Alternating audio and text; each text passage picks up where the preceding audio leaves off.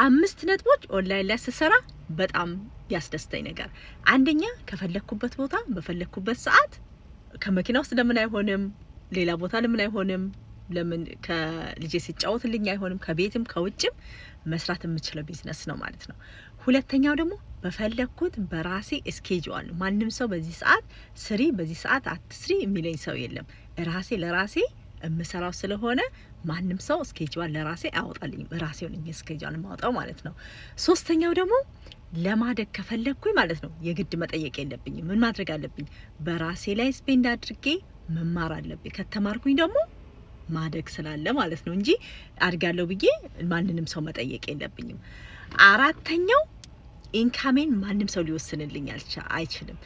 ራሴ ከተማርኩኝ ኢንካሜን ማሳደግ ከፈለኩኝ መማር አለብኝ። ከተማርኩኝ ደግሞ አድጋለሁኝ። ስለዚህ ሰው መጠየቅ የለብኝ። ልክ እንደ ትራዲሽናል ቢዝነስ ማለት ነው። አሁን ደሞዝ ከፈለግን ወረቀት እናስገባለን ወይም ደግሞ ይሄን ያክል ገንዘብ እፈልጋለሁ ብለን ይሄን ያክል ሰርቲፊኬታችን ማቅረብ አለብን። እዚህ ግን ምን ማድረግ አለብን? ራሳችን ከተማረን ኢንካማችንንም በዛው ልክ ማሳደግ እንችላለን ማለት ነው።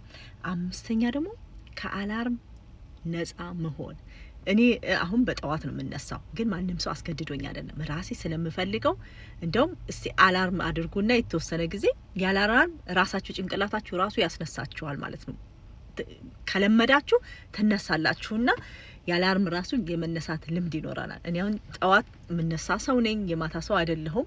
ግን ጠዋት አላርም ራሱ አይቀሰቅሰኝም። ቀድሜ ነው የምነሳው። አላርም አደርጋለሁ ግን ቀድሜ ነው የምነሳው ማለት ይሄ ማለት ምንድነው? አውቶማቲክ ያስነሳኛል ማለት ነውና እንደዚህ የሚያስደስት ነገር እየሰማችሁ መስራት ለምትፈልጉ ሰዎች እንደኔ እናት ሆናችሁ ነው። አሁን ፓርት ታይም ሰራተኛ ነኝ። በዚህ ላይ ፓርት ታይም ደግሞ ቢዝነሴን መራን እያደረኩኝ ነው።